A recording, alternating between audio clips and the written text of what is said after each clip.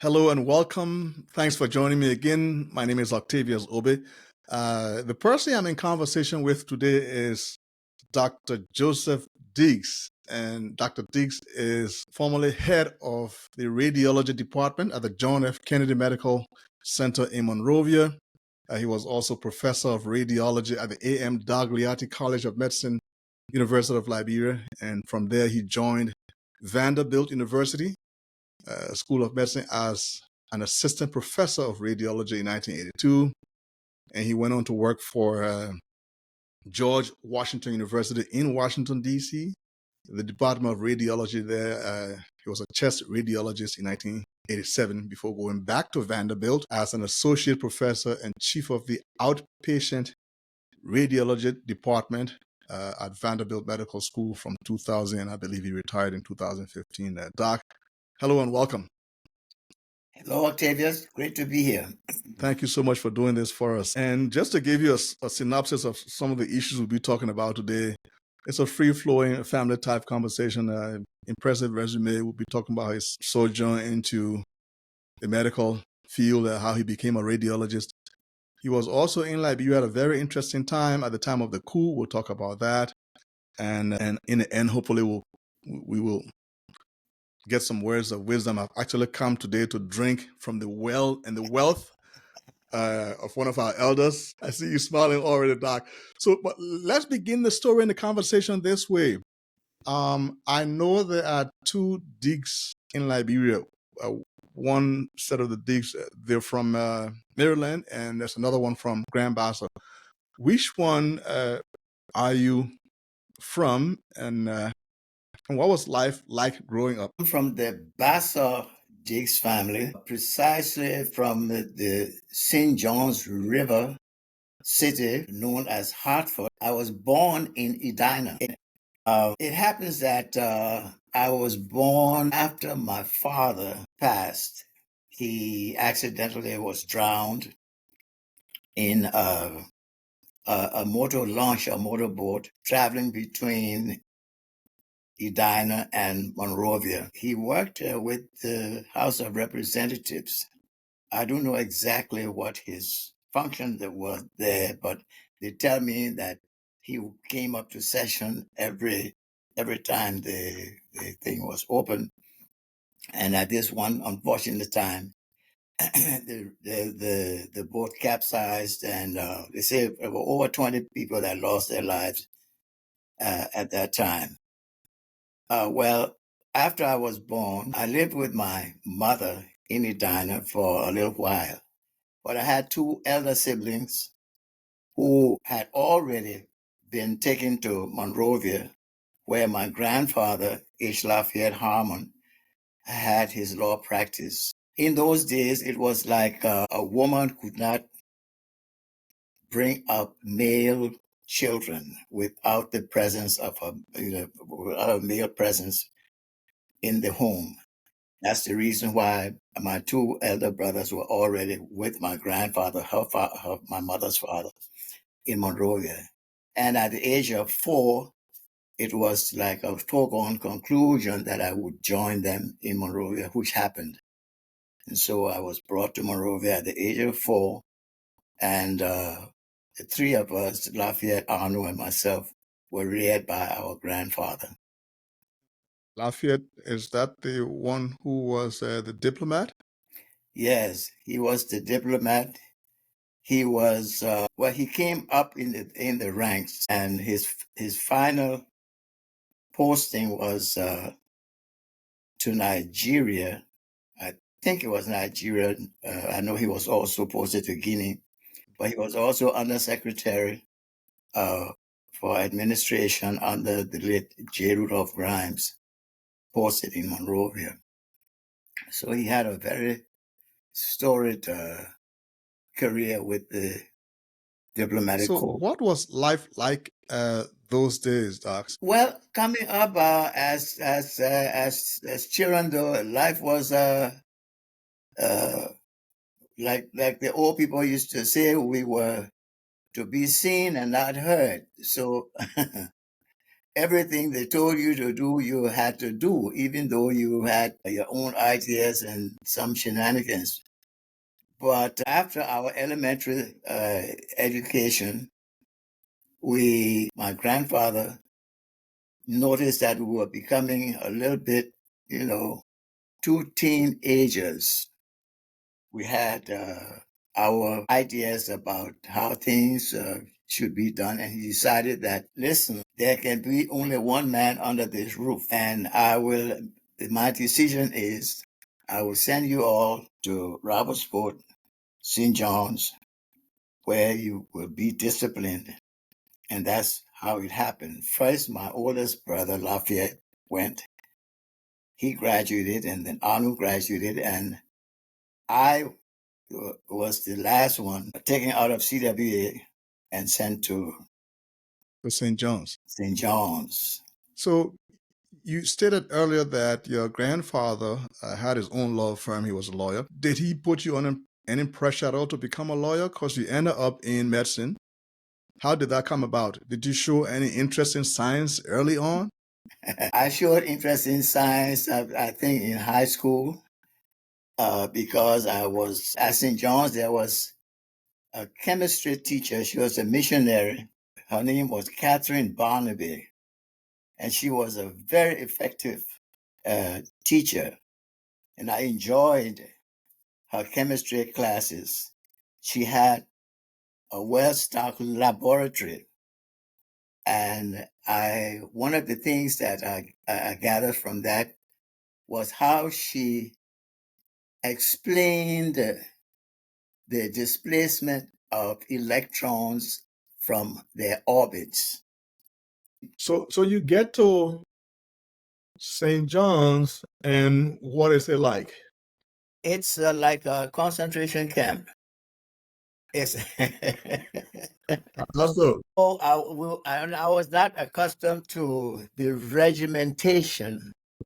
I was not accustomed to getting up at 5 o'clock in the morning and being sent out to do your tasks. Your task was either to go in the forest and bring some wood, or clean the yard, clean the dormitory, be a cook's mate to the mission cook, and those were the things, the kind of things you had to do. And we had a system where we had a prefect, a senior.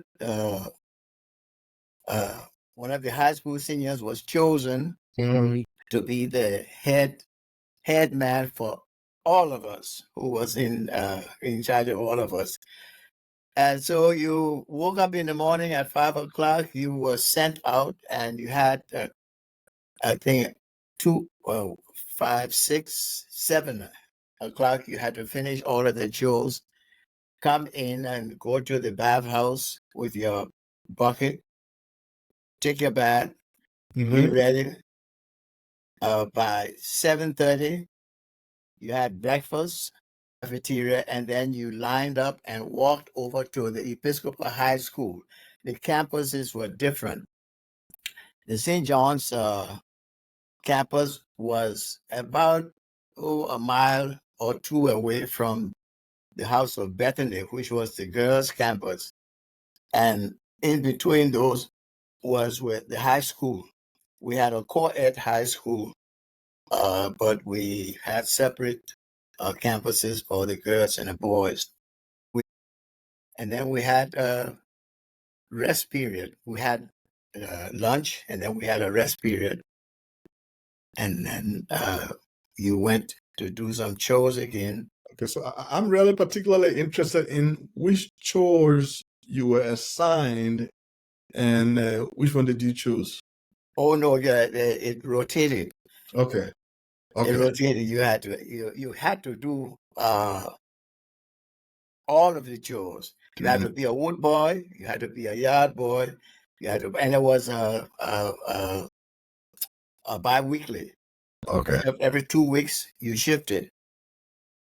So let's look at after St. John's now. Did you go to the University of Liberia or to Cottington? Graduated from high school in 1953 and came to Monrovia, where I was mentored by my uncle, Emmett Harmon, who had an office, and he was head of the United States Commission for Economic Development. And this was, I think, a precursor to USAID, Okay. as we know it today, because the meetings were held between, or let's say, among cabinet ministers and Americans assigned from the United States government, the particular fields that each person was for example, the minister of the secretary of the treasury had somebody in finance from the United States, and Okay. so and they had meetings, weekly meetings, to discuss their projects. Okay. And how did so you said which college did you go to again? You went to Connington? When I came back, I didn't go to college right away. I thought I had learned enough book. I thought I was well educated. So I Okay. went with my uncle, Okay. and he asked me one day, "What do you want to do? I mean, you finished high school." I said, "Yes." He said, "But don't you want to go to college?" And I said, "No." And he said, "You know what? I think you're making a mistake. I think you should go to LU," which I did. I registered and went to LU. When I got to LU, this class that I had was a class in Latin taught by Professor Roland Dempster. He came in, and the topic, the book was Caesar's Gallic Wars, or Caesar's Wars in France. And the first paragraph started with Gallia est hominis in partes tres. Okay, wait a minute. In of course, I'm gonna have to ask you to translate because we can barely speak good English. Now you're going to It simply means Gallia, which was in Latin. Gallia is France. yeah, Gaul, France, yeah. Gaul.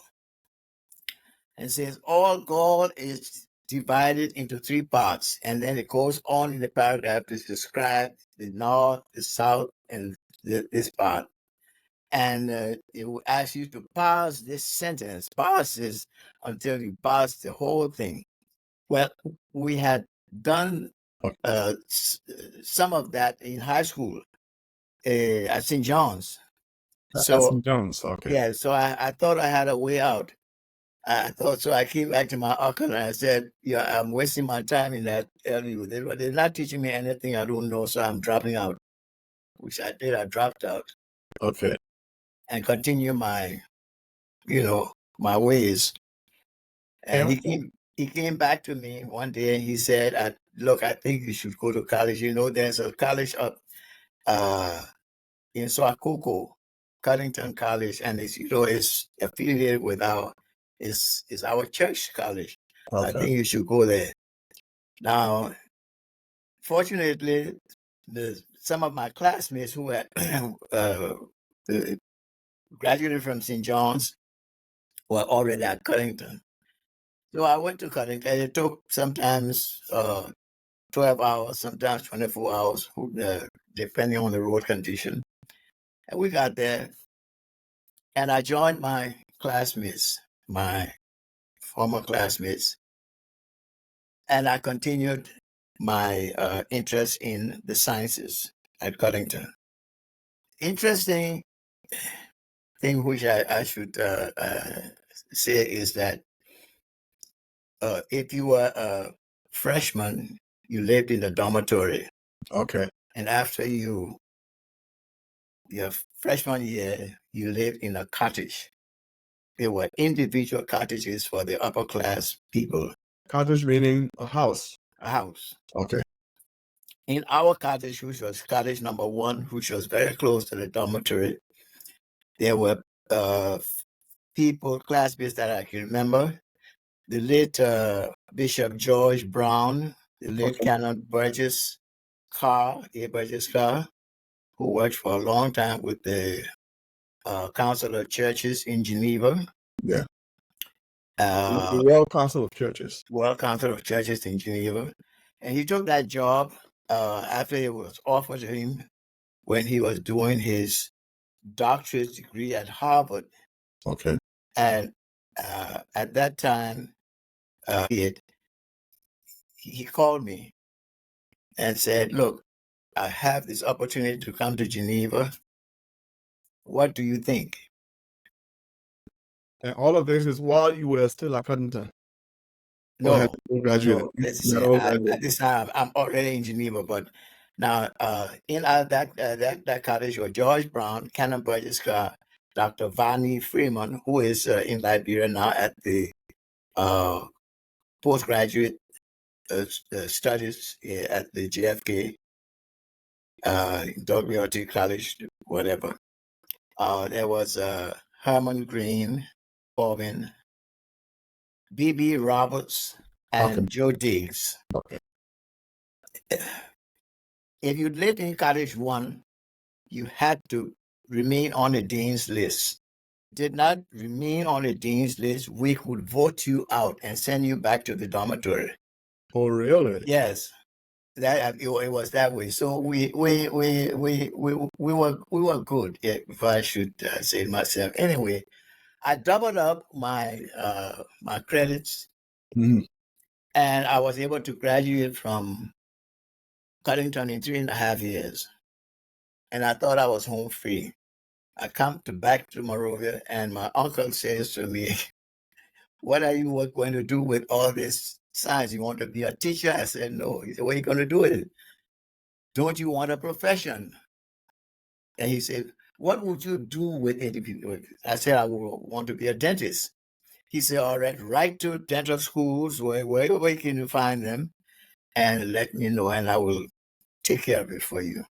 So I did. I wrote to several schools all over the world, Britain, continent, United States. And the first school that responded was the University of Geneva in Geneva, Switzerland. And I went back to him and said, oh, I've been accepted.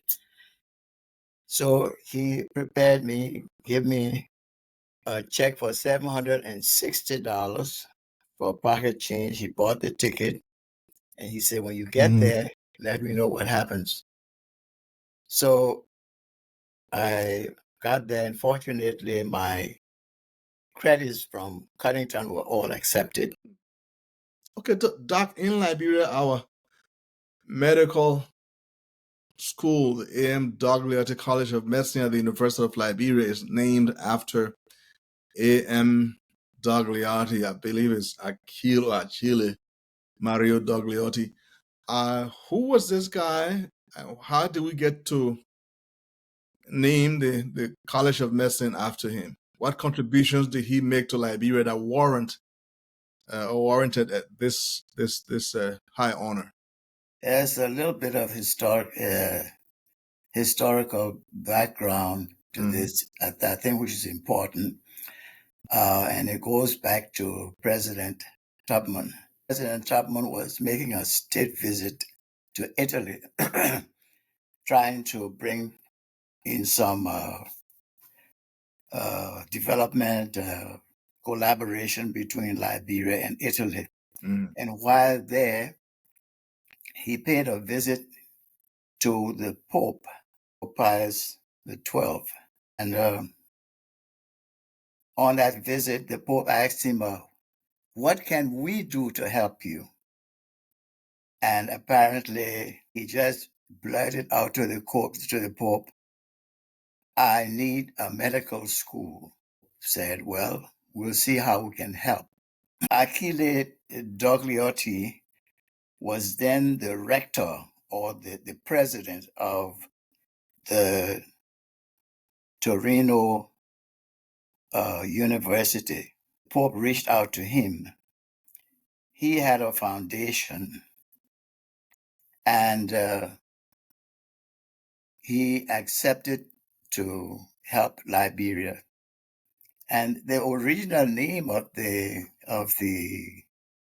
the school was the Monrovia Torino Medical College. And this collaboration was started almost immediately. I think that was in the year 1956 when President Tubman visited Italy. So what the guidelines were that Italy would provide the professors, found the funding, building of the infrastructure, and Liberia would provide the land on which this facility would be built. Torino Medical School would build the teaching hospital. Okay. And the teaching hospital that was built is what we called the Catholic Hospital. That was the original teaching hospital for the Monrovia Torino Medical College. This college was subsequently, the name was changed subsequently to the A.M. Dogliotti College of Medicine. So let's go back to your studies in Europe. So you arrive in Europe to study medicine, and you were fortunate in the sense that you happened upon a group of students who sort of embraced you, and that was a pivotal moment in your studies there in Europe, wasn't it? Yes, indeed. Because as I think you may know, the Swiss are a very narrow-minded and close-minded society. They are very protective of their neutrality in all aspects. And in order to get into any Swiss society, you have group. to be embraced. Mhm. And I was fortunate to meet this young fellow, Jean-Marc Simon. And let's go back to the original story. Okay. I arrived. I cannot speak French well. Mhm. I'm admitted to the medical school. My credits from Connington University have been accepted. And I go to get registered, and all I can understand from this registrar is parler and français, and I responded to her, oui, madame. And she handed me this book. It was my student book, which I had to carry until my graduation from medical school. Mm-hmm. So I get there, and my first lecture was in physiology, and the professor comes in and he begins to speak, and I don't understand a word of it. So I'm frustrated, and I write back home to say, send me a one-way ticket. I want to come back home. I cannot make this. I get a response from my sponsor, who was my uncle. He says, there's something missing there. You're a brilliant young man. Find out what it is. Get rid of it. It's your time. It's my money. If I want to spend it this way, it's up to you. So that was a shot in the arm for me. So I continued. The next lecture was histology. This was well into the first semester. This part of the semester was called upon, described preparation under my microscope. The Okay. Professor Rouillet, Uh-huh. all I could understand now was I could count in French, and had a little bit of working knowledge of it. And he said, "Eh, monsieur, le numéro 13, which means microscope number 13, which was mine." Mm-hmm. Was looking down at this preparation, and all I could see was red. He said to me, describe what you see. and I was looking, and I thought it was an eternity. And I heard this voice said, "Tell him you see some muscle fibers. Lui qu'il y a des tissus musculaires." I blurted that out. Mm. And this professor was a very loquacious man, and he said, "Exactly." And he began to describe what he thought I saw on the board. And I thought I was home free. But then he said, "Et puis quoi encore? And what else?" And that voice came again and said, "Tell him you see some bony tissue." I repeated it, and he said, "Oui, voila." So by this time, my side vision showed me that there was somebody. It was not my grandmother whispering to me from heaven, but it was this student who was whispering the answers to me. Mhm. I felt kind of, disappointed. But when we went for a coffee break, I found him out and went up to him and asked him, "Oh, why did you do this?" And he jokingly said, "I didn't hear anything coming from your corner, and I knew you were a foreigner, and Yeah. I knew, so I just thought I would help." So we became friends. His name is Jean-Marc Simon, and we are friends until today. We still Really? exchange Christmas cards and talk Mhm. once in a while on the telephone. Each time we talk, this time he says, "We are all still here." After all these years. So he introduced me to his clique of friends. Okay. We became friends, and he said to me, "I see you associating with these Americans all the time. You will never learn to speak French if you continue to use associated with the American students. So why don't we? We'll have a party at my house, Hmm. and I get there, and he has found me a blind date.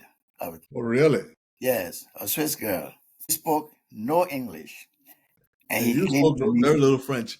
and he came to me. He said, "You will learn a lot of French if y'all can, make it." And we hit it off quite well, and I did learn a lot of French.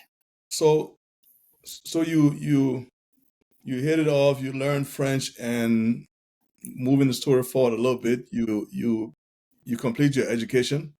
I Uh, completed I completed that part of it, and then I went to the clinics, to the hospital. to do your clinicals. Okay, and you graduate. So you come back to Liberia. What was it like? Well, how and why did you come back to Liberia? And what was the whole medical, I don't want to say industry or sector like upon your arrival?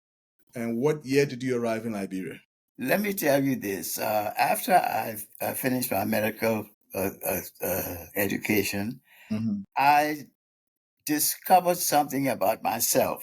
I discovered that I did not enjoy clinical medicine as much as I wanted to find out what was happening in the body. Okay. And the two disciplines that were opened uh, were pathology and radiology. Okay. To me, you could discover with your two eyes as a radiologist without having to operate on anybody, or as a pathologist, you could see the mistakes or the good things that the clinicians have done before the patient died. Well, imagine me coming home to Liberia and say, "I'm a radiologist, but I don't know how to deliver babies. I cannot do a hernia. I cannot take out an appendix or anything of that nature." What kind of a doctor would I be? So we were not ready for that. So I did an internship in Switzerland, Hmm. and I did uh, some general surgery and that kind of thing. And I came back home prepared to spend my life as a general practitioner. This leads to the reason how I got back to Switzerland. And it's all of this is intertwined in the establishment of the College of Medicine, etc. Okay. While one day I was sitting down, I think it was in a restaurant or so, and the Minister of Health at the time, Dr. Barclay, said, look, we have this medical school. Now, Dogliotti had been established starting from the 50s and 60s as the Monrovia, Torino. Monrovia Torino College of Medicine. Mhm. Had nothing to do with John F. Kennedy. That's a separate thing, which we can talk about Of course. also later. We have these Italian professors and professors from WHO coming to help us, but President Tubman wants us to train our own specialists. And we are prepared to offer scholarships to people who want to go and specialize. He offered me, and I said, I think I want to be a radiologist. Says, you got it. And I returned to Switzerland and went to the University of Lausanne in Switzerland, Mhm. where I specialized and got my specialist degree in radiology. And I So I'm going to ask. returned to Let, Liberia. let me interrupt you just one little bit, Doc. For our non-science people and non-medical people watching the program, let's break down in the simplest possible terms. Say if you were explaining what radiology is to my 10-year-old grandchild, how would you explain it so that my 10-year-old grandchild will understand exactly what radiology is? At the time, radiology was divided into diagnostic radiology, which I was interested in. Diagnostic means you are able to look at an X-ray film and see the disease that you, for example, tuberculosis. Okay. You can look at the chest X-ray Mm-hmm. and you can tell the clinician, your colleague, the doctor of internal medicine, or the general practitioner, Mm-hmm. I see this spot on this patient's lung, and my expertise tells me that if you take a piece of this or biopsy of it, Mm-hmm. you will find the tuberculosis bacteria. That's diagnosis. And the second part of it is using X-rays for the treatment of cancer. Okay. That's a different thing. Now, those two disciplines were the same when I was in medical school, Okay. but they became separated Great. because they're different. One is treatment, one is diagnosis. Diagnosis. Very, very good. That's radiology. Mm-hmm. So, I was going to ask you about the way the medical sector was in Liberia. You came and you saw and you got an opportunity to go back to specialize, so to speak, during President Tubman's time. But upon your return, I know you worked with Dr. Salif a little bit. Was that on your first upon graduating from medical school the first time, or was that the second time after you specialized in radiology? Interestingly enough, Dr. Sirleaf and I were roommates at the University of Geneva in Switzerland. Okay. He was ahead of me. He graduated from the same school of medicine as I did, but he was about 3 or 4 years ahead of me. But when I arrived in Switzerland, in Geneva, I knew he was there, and we got together. And he had an apartment. He invited me to come and share the apartment with him. So he was like a mentor to me. Back to Liberia, he was When I got back to Liberia the first time, Dr. Sirleaf was already established. He had a clinic on Snapper Hill, and we worked together. Okay. He was then also the medical director for the old hospital on Snapper Hill. And I remember that we used to take rounds and calls and sleep in that old hospital many nights. Yes. So you also worked with the national team, right? And I want to put that to bring it forward a little bit more to I think the time of the coup in 1980. What was it like? How did you get all mixed up? Because the word is that you were accused of being of planning a coup. Yes, let me tell you about that. How all of that happened is because I had a very good friend, peace be to his ashes, Arthur Bedell, who was my very, very close friend. He was a pilot. He was in the Army and the Air Force. And his office was just directly opposite my home at the Sprigspeen Airfield.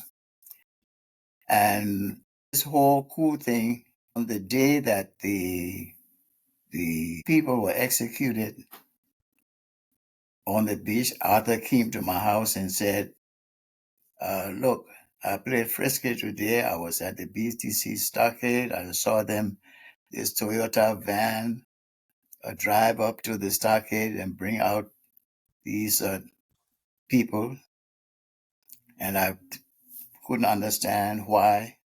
And I saw them drive toward the electric poles that had been erected on the beach. And I thought they were only taking them there to frighten them because they thought they had money. But I stood there and I saw 9 of them being tied to the telephone poles. And I heard the squad commander, and I still remember his name, Bayan Pico, the order, squad, ready, aim, fire. And I thought they had blank shots. Not until I saw these people slumped to the ground and they were dead. And then the bus returned to the stockade and brought out 4 more people. And in that group of 4 was a distant cousin of Arthur Bedell, John Sherman. He was the Secretary of Commerce. And he said, our eyes met, and I felt so helpless, not being able to help my cousin. And I saw them take him to the pole. They were not blindfolded, these ones, they were just shot. So he's telling me this story, and he said, we have to do something about this. We must do something about this. Arthur, what can we do? He said, we must tell the world that this is not the Liberia that we know. So how can we do it? It's curfew time. We were drinking some club beer at that time at the house, and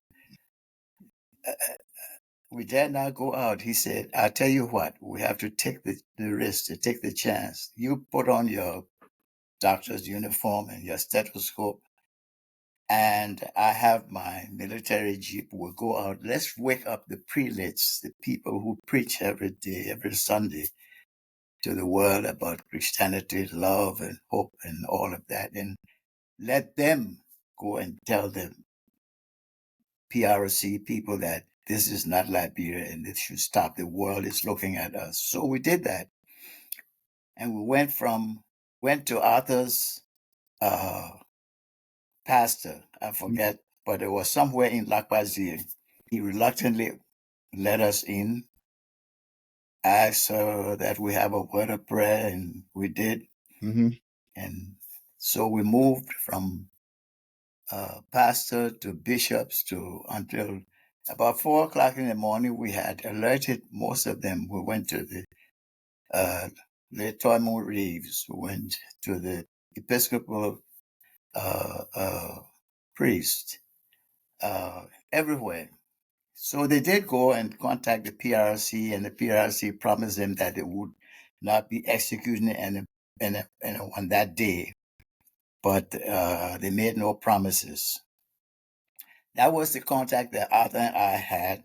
Mm-hmm. And then one day I heard that Arthur had been arrested for planning a coup, and that he was meeting in the home of a certain Dr. Joseph Diggs with, I think, General Kolako or somebody of that nature. And Arthur was a soldier, but he never even carried a gun. He was a pilot. A pilot. He never even carried a gun. So he was arrested, he was tortured, he was beaten. And the story has to involve how I knew that I was involved in this. I heard all of this thing on the BBC News one early morning about this meeting in my home, which never occurred.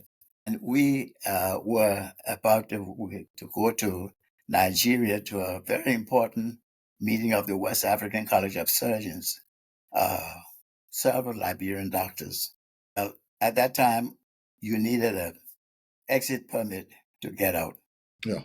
The Minister of Health sent our passports to the immigration office. Everybody got an exit permit except Dr. Diggs.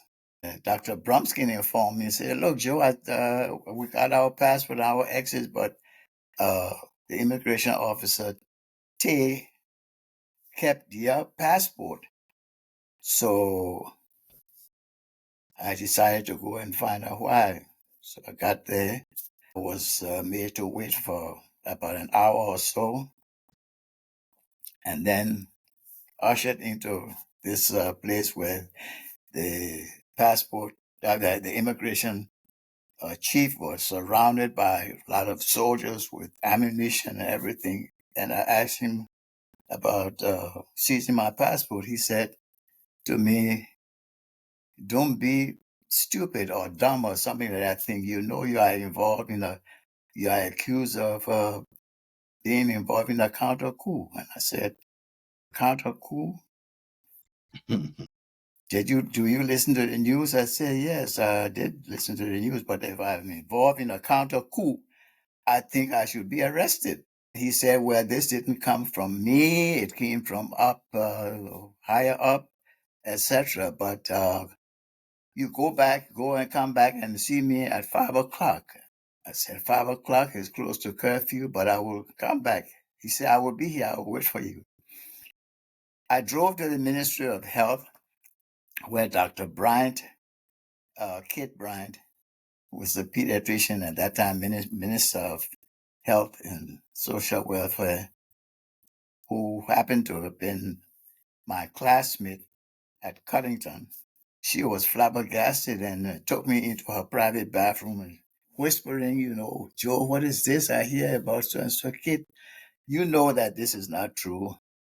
And while we were talking, the telephone rang, and she went and picked it up, and it was the immigration chief who was asking her questions, and I understood from the conversation, I think we should let Dr. Diggs travel because this would, augur well for the government. You cannot keep your professionals. So I went back to Tay, and he had my passport in his hand, waving it at me and telling me that this government, we had to go.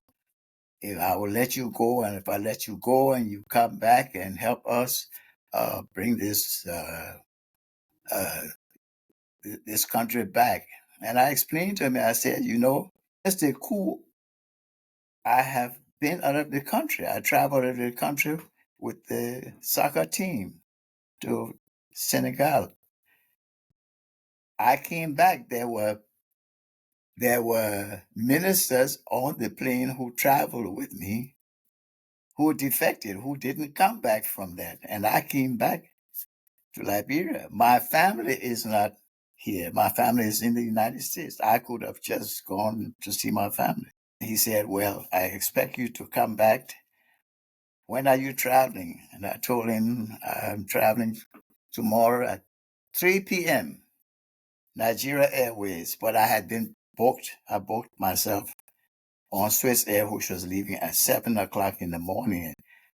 That was because a good friend of mine who was then the USA director had told me that he heard that I was leaving to go to Nigeria. And he was suggesting to me, if you go to Nigeria to this meeting, why don't you go and visit your family in the States, before you come back? But I'm telling you that I'm advising you that should you want to go to the States, do not take an American airline. And at that time, Pan American Airways used to fly to Liberia. So I asked him why. He said, you remember the first time when the coup occurred? And I said to you, whatever you said to me, you didn't say. And whatever I said to you, I didn't say. And if we heard it otherwise, we would deny it. So just take this and advice and go. Well, I had no intention of flying Pan American Airways. I had booked UTA, which was the French Airlines, from Nigeria to Paris, and from Paris to New York, where I joined my family. So you joined your family. Yeah. So you joined your family. Did you Yes. intend to stay, or were you still thinking about coming back when you came to the States? Oh, all Liberians at that time, we were all in denial. We thought that this whole thing was going to last a year or so, and we will be able to return to the country. At that time, I'm sure you realize that Liberian students who studied abroad at that time, Never all they stayed. wanted to do was to come back home. Yes. I think I didn't even wait for my medical degree, my diploma, or whatever. It was mailed to me. So we all were hoping to come back home at that time. And was that the time you stayed a little bit and then joined Vanderbilt? How did you end up at Vanderbilt? I was invited to come to the States to give a talk on radiology in Liberia. I don't want to go into all of the thing, but to just tell you how I finally met this man. On our way back, I said to Rachel, my wife, let's call him up. And we did. And he said to me, as the crow flies, your airplane has to fly over Nashville, Tennessee. You just tell the pilot to drop you down here because I really want to continue our conversation. So we ended up landing up coming to Nashville. We had booked our stay at the Sheraton in downtown Nashville. He comes in his Mercedes Benz, and there's you're not going to any hotel. You coming to my home, and we're driving from the hotel from the airport, and he's talking a mile a minute. He had his top down, his Mercedes Benz, and Rachel is sitting in the back, and he says to me, he says, I hope this wind is not bothering your hair. You understand that? Yeah. So we all busted and laughed. So we got there. He said, my wife has cooked a dinner, and he invited us. I stayed, and he asked me to give the talk that I had given in New Orleans to his residence at Vanderbilt, which I did. Okay. He even gave me a stipend for it. I mean, sent it to me when I got back home. And the thing about it is, he had tried to contact me again by sending me another letter to Liberia, which I had thrown in the trash. And when I got the third letter, that's when I responded to him and told him that I was back home. I was trying to establish X-ray department at the John F. Kennedy Medical Center, etc., etc. He became excited. Anything I can do to help you, if you need a diagnosis, I understand you were there alone, etc., etc. That's how come we maintained contact. And when the coup occurred, he was able to smuggle some invitations to me through the American diplomatic pouch. I can say that now because he's passed. And and invited me to be a preceptor, a visiting professor, come and tell us what we can do to help with the radiology, all, etc., etc. And so he says, if these letters can help you to get out when you get to the States, please give me a call. But my family was already in the States, and Rachel had contacted him in Nashville. Get there, he sends me a ticket from Washington to Nashville, and he introduces me to the chancellor of the university and the dean of the medical school as his friend. And I'm saying this man he doesn't know anything about me. I've only met him this the second time I'm meeting him, and he must see something, but the chancellor says, well, at the time, the chancellor was the head of the Ford Foundation. He promised that the Ford Foundation would fund me since Vanderbilt didn't have me in their budget. That fell through because after he told me that, I flew back and told Rachel, everything is okay. We have a job in Nashville, Tennessee. And he calls me 2 days later to say that Chancellor Hurd had told him that the Ford Foundation would not be funding me, but he didn't tell him why. He subsequently told him, and he told me several years later that the United States government had said that they did not want to be involved in brain draining Liberia of its assets. And that's the reason why the Ford Foundation reneged on the promise. But in any case, that meeting that the American Cancer Society held in Monrovia, Liberia, upon the invitation of Dr. Nehemiah Cooper, I had met Jerry Dodd, who was the chairman of radiology at MD Anderson in Houston, Texas. Mm-hmm. And I got a call from him while I was in my fetal position, depressed. And he said, Joe, I hear you in the States. Why haven't you contacted me? And I said to him, did you know I was in the States? He said, grapevine told me that you were here. So he invited me to come to Houston, Texas, and offered me a job there. In the meantime, Vanderbilt was able to finagle some way, and the distance between Texas and Washington and Nashville and Washington, it was a no-brainer. Besides, I had a friend in Nashville already. So you had 2 stints at Vanderbilt.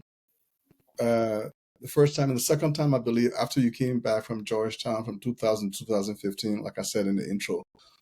A long, rich, and fulfilled life. What were some of the lessons you learned during your tenure as a doctor in Liberia and at Vanderbilt? Well, 2 different things. The medicine in Liberia was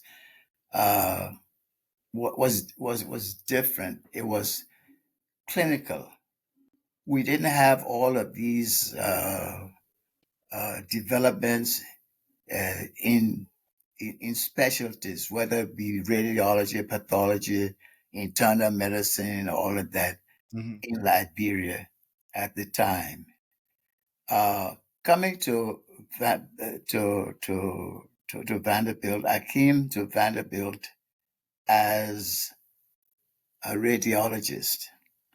And even then, radiology was evolving. All of what we have today, like nuclear radiology, the CAT scan, MRI, they were non-existent. They were in the development stage, embryonic stage.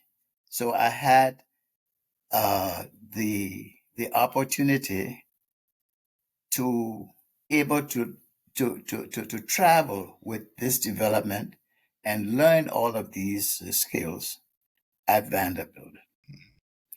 And that's the difference. One was clinical, the other was specialty training. And let's take with a comparison of the two situations now in terms of fulfillment, right? It's an obvious question, but I still have to ask it. In terms of being personally fulfilled, which situation gave you more fulfillment? Serving your own people in Liberia or working at Vanderbilt with all of the latest and emerging technological advances? That's a no-brainer. Having my people in Liberia, because when I returned with all of what I had garnered and from my training there, and when I got to Liberia, it was like, can you imagine you coming home in 1972 and having set up a radiology department, a small school of X-ray technology and all of that, and to be abruptly interrupted just 70 years later. You had to pick up and leave. It's of course, serving my own people was my life's goal. That's all I wanted to do, serve my own people. But we must not deviate too much, because my work at the John F. Kennedy Medical School and Center, and particularly at the Dogliotti College of Medicine, gave me an insight into what the Dogliotti College of Medicine has meant to Liberia and the world large. I tell you anecdotically that I have met several and mentored several graduates of the College of Medicine in Liberia here in the United States. You may or may not know it, that we have over 175 Liberian doctors, many of whom were trained at Dogliotti and who have excelled in this country. And beyond Liberian doctors, going back to Dogliotti, I was in Nigeria once and ran into a gentleman who had graduated from Dogliotti. But if memory serves me right, it was not just for Liberian doctors. It was really for doctors from across the continent, wasn't it? First cohort of students at the Monrovia Torino Medical College included an Indian student. The students came from all over Nigeria, Kenya. In fact, they were more than the first Liberians, because when President Tubman wanted to establish this medical school, there were Liberian doctors of the old school who thought that was impossible. What is this? I mean, this is something that is so far in the future. Where are we going to get the teachers, the professors, etc., etc.? And some of them were even putting just taking your bicycle spoke wheels to prevent the establishment of this school of medicine. But it was finally done. Yeah, it wasn't only Liberians who were students there. And many of them, as I say, we're so proud of them that I could tell you some stories about personal stories about what happened to me traveling. Once I was in traveling in South Africa, and I became gravely ill with a pulmonary embolism, which means I had a blood clot in my pulmonary vessels, and I couldn't breathe. It was very bad. I was gone to Namibia to visit with my sister, Hmm. and I became short of breath. Realized that what was happening to me. I had drawn this long trip from Liberia to South Africa, and when you're traveling in coach class, you don't get up to walk about in the plane, which is a no. And so I had developed this thing, but I was in denial. On my way back, when I got to South Africa, South African Airways refused to take me because of my condition.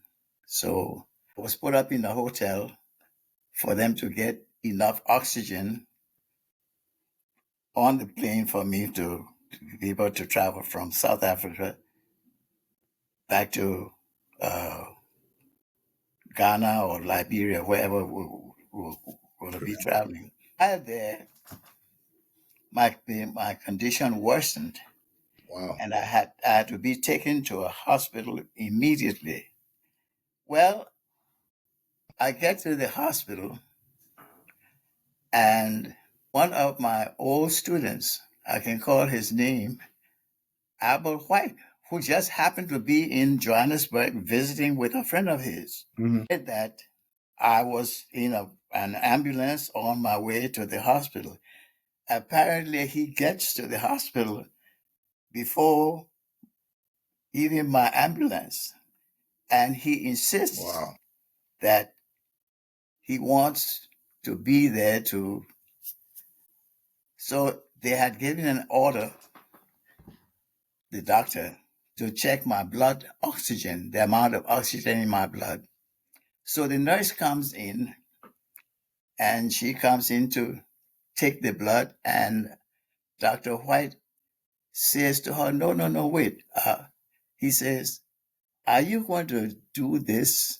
He has oxygen mask on. Hmm. And she said, yes. And he said, no, don't do that. Go and ask the doctor whether he wants to do it with oxygen or Or room without. air.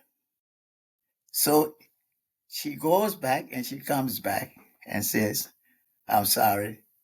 And she takes the oxygen off because the results would have been completely different, skewed. And that's one of our Dogliotti College of Medicine doctors sitting there. And I don't know if you know Dr. White. Dr. I White, know of Dr. White, well, not Dr. White personally. has just recently retired. There are others like now Doma, who is now, I think she has a practice in St. Petersburg in Virginia. Yeah, I know So Dr. Glover so now. so many of our students have excelled here in the States. So you mentored a lot of these people to become, or while they're in the process of becoming doctors. As a senior doctor to a junior doctor trying to come up through the ranks, as a mentor, what are some of the things you tell them in terms of being flexible in medicine, in terms of keeping an open mind, in terms of just things that will help them to grow as they become a doctor? So glad you asked this question. I was invited to give the commencement uh, address to the graduating class of the Dogliotti College of Medicine Hmm. in 2012. Since I left Liberia in 1980. I hadn't been back at all. But Dr. Emmett Dennis and Dr. Vuyo Kolakai, who were then the president of the University of Liberia, and Golakai was the dean of the medical school. Mhm. They invited me to give this address to the graduating class. And the theme was the difference between the art of medicine and the science of medicine. The art of medicine is what keeps a doctor out of jail from being sued. You can have all of the science of medicine and know all of that, but if you do not know how to practice the art of medicine, how your bedside manners, the time you take to talk to the patient, the examination of the patient, which begins with you look at the patient, you take the patient's pulse. It's not the stethoscope. It's the first examination that you should. You speak to the patient. You get a feeling of what you are about to do before you begin to do it. That's the art of medicine. And that's what I spoke to them about in that address. And apparently it went well, because I remember the entire address was printed in the Observer, the Liberian Observer newspaper. I'm going to come back and ask you to talk about the science of medicine. But I was once admitted to the Catholic hospital under the watchful eye of the late Dr. Jarrett, Dr. Bankole Jarrett. And I remember him saying to me, I've had something, I think severe enteric fever or something. I was down to 95 pounds. And he said to me, son, I have done every test I could possibly do on you, and I still cannot find out what's going on. But promise me this. He looked me in the eyes and he said, whatever you do here, do not lose your will to live. And for me, that was a life-changing moment, because I decided there and then I was going to live. The question that comes from that situation and tying into the art of medicine, how much of that is actually taught in medical schools, and how much of that is you bringing your own perceptive abilities into your interaction with your patient? Is both. I think it's the art of medicine. The art of medicine cannot be taught. I think it's a feeling. It's Empathy. yes, it's intuitive. I think most of that is intuitive. I mean, it's empathetic.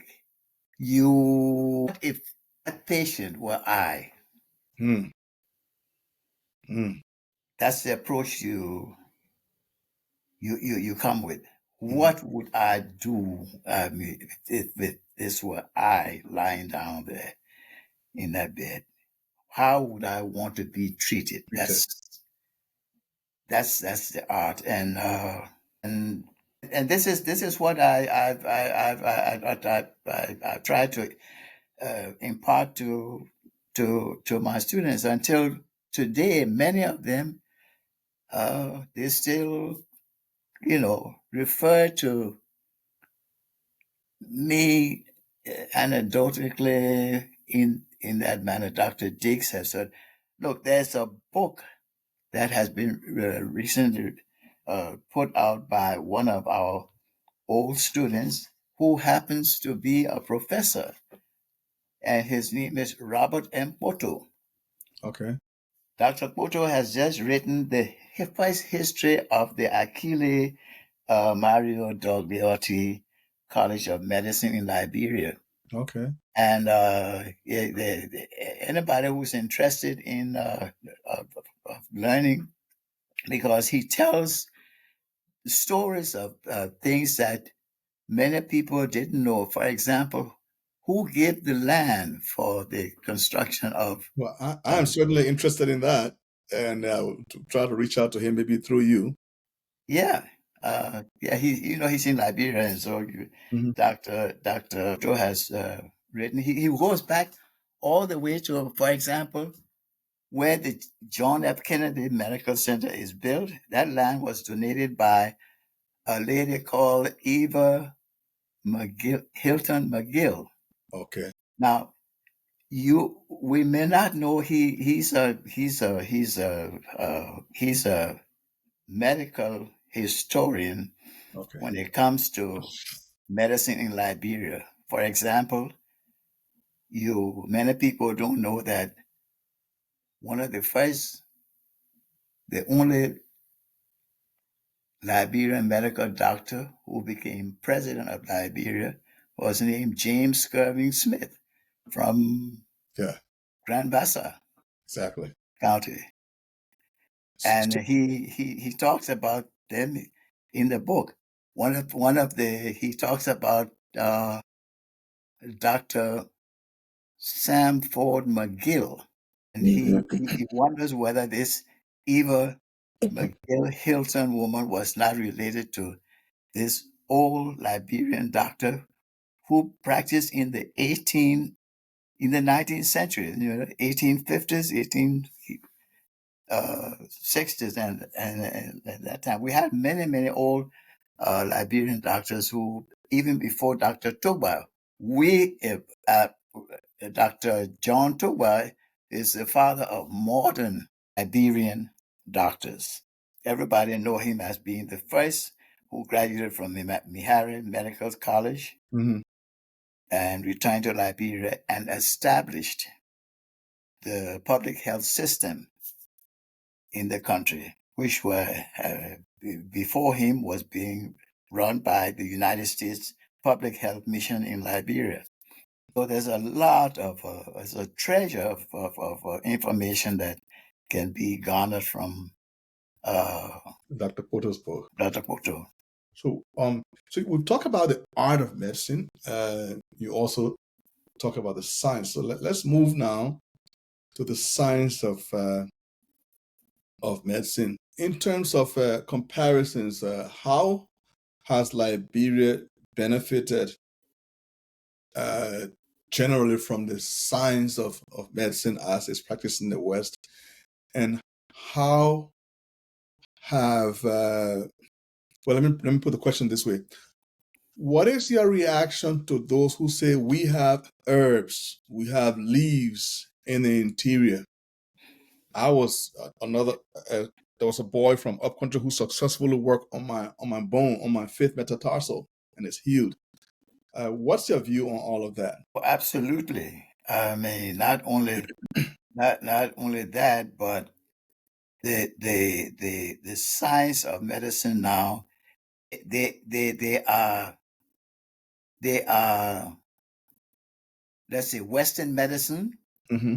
is recognizing our natural herbs and going back and knowing that all of these pills and things that they give us come from herbs from Africa and India and other places. So there is a convergence of these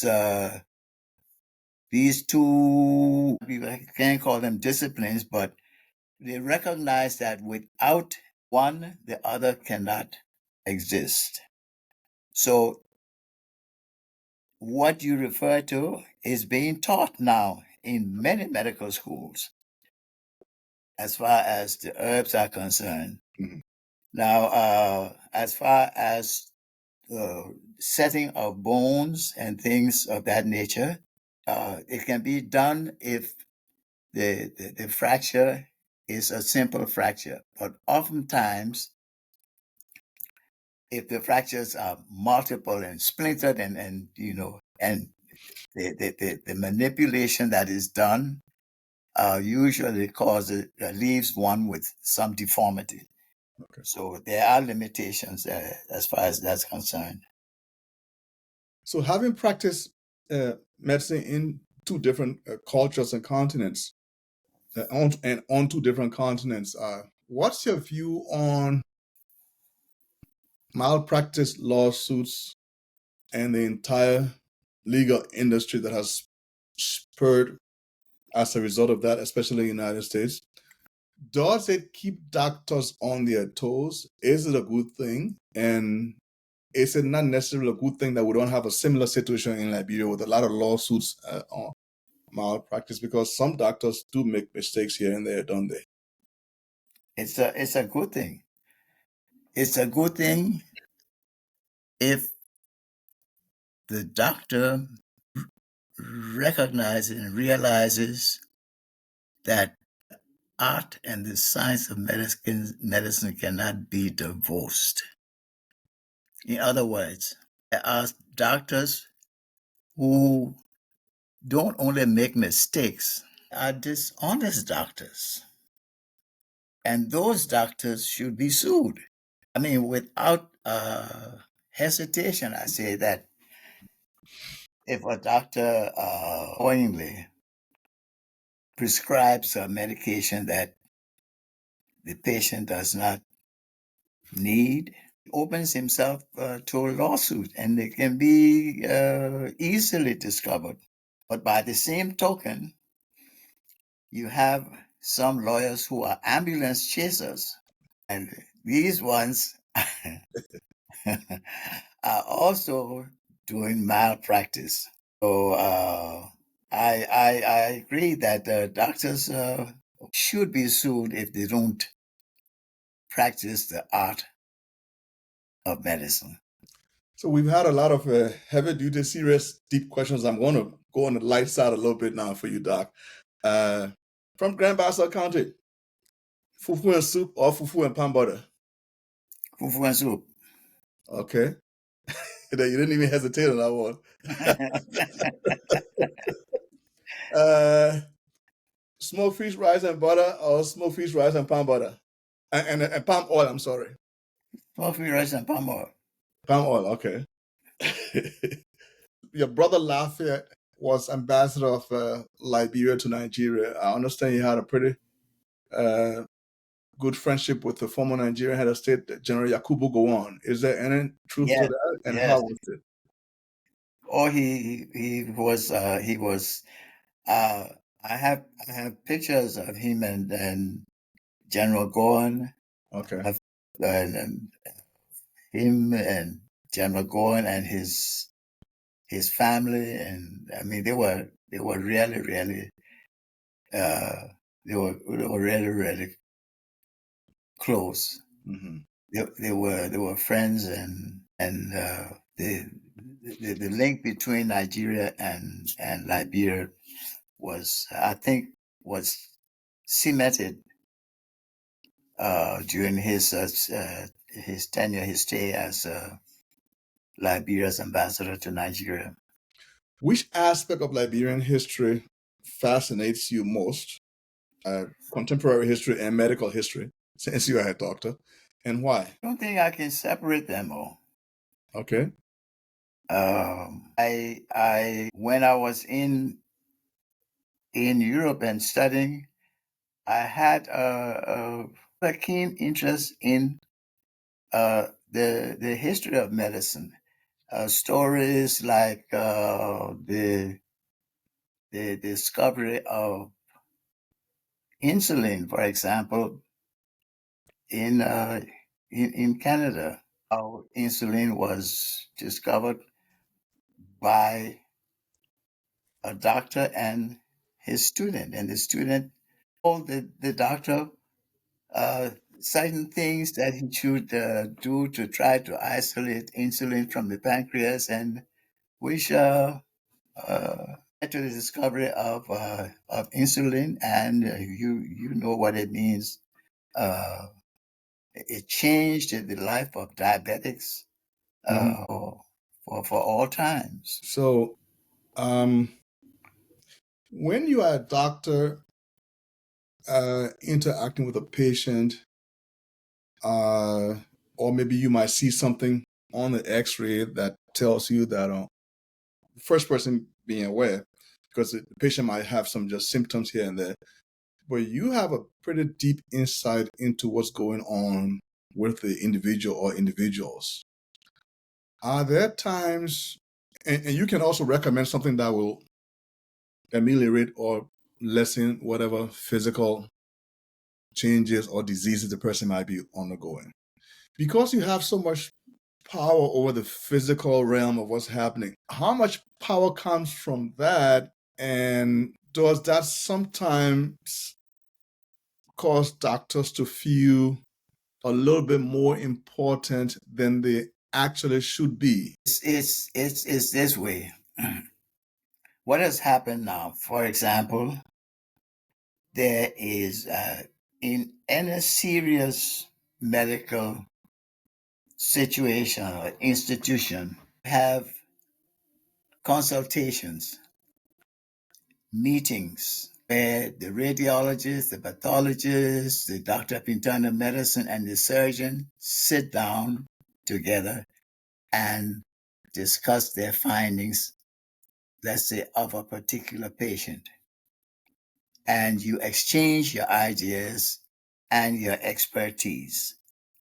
Bring those together and treat the patient accordingly. Discussions. That's why in the realm of academic medicine, for example, in a city, there are private doctors who attend these meetings, who come from the city and sit down because their patients have been in the hospital. They are interested in finding out what has happened or how they can better their patients.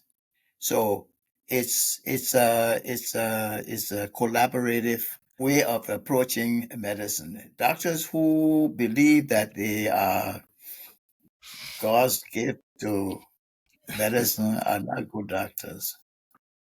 So let me come at you with another question. How much of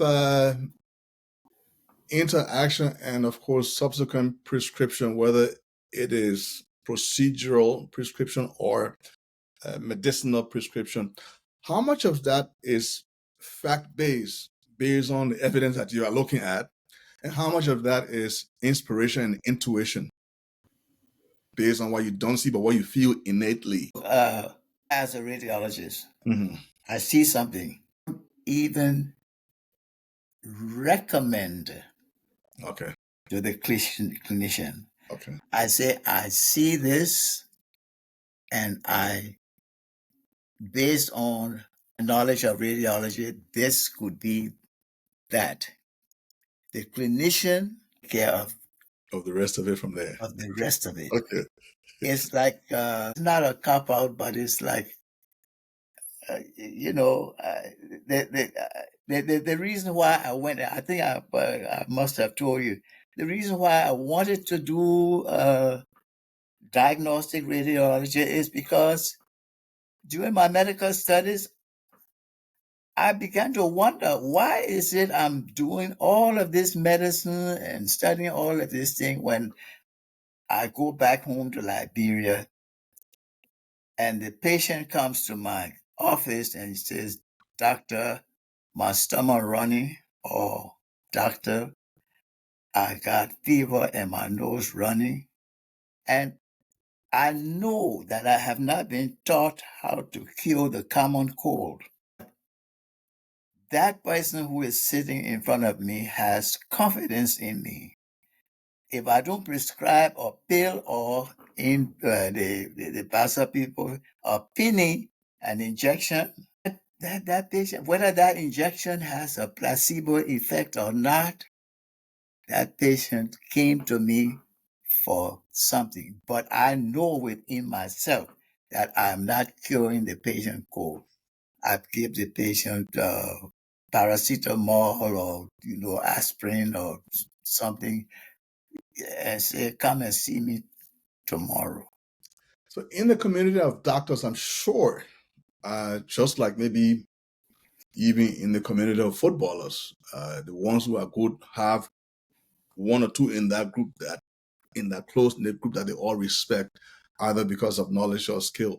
In your long and storied career in Liberia and here in the United States, where there's some doctors that you look up to, or even in the community of doctors, you say, yeah, we're all doctors, but that guy is on another level.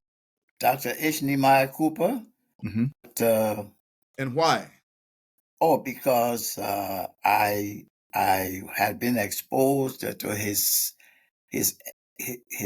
medical ethics, Mhm. his way of treating his patients, and his knowledge of medicine. He was Liberia's, and Dr. Cooper died at age 52. He was 52 years old when he passed. And he passed because, I'll tell you a little short story. After the coup, we all had immigrated and came to the States. Dr. Cooper, having been trained at Mihari Medical College, was offered a position at Mihari Medical College. But his mind was in Liberia. He was still thinking about what he could do. And he had an alert. He had a mild heart attack. Mm-hmm. I think the West African College of Radiologists and Surgeons was meeting in Freetown, Sierra Leone. And he had recovered from this, and he was coming to the meeting to give a paper. We had a talk almost on the eve before he left. And I said, Maya, you think this is the right thing to do? You say you're going to stop in Liberia and, etc. I tried to dissuade him from coming. Mm-hmm. He said, no, I'll just be in Liberia for 1 or 2 days. I'm on my way to give this talk and I'll be right back. He flew into Liberia, and I think it was a Thursday on a Sunday morning, I get a call from a mutual friend of ours, Aaron Milton from Milton and Riches. And all he said to me was, Joe, we just lost Maya in his clinic. And you know why? Why? No oxygen. Was not any oxygen in there. He passed. So that was a tremendous loss. So this might be a place to wrap it up on, given that something as simple as oxygen or the lack thereof. What advice would you give to medical institutions, doctors generally in Liberia right now?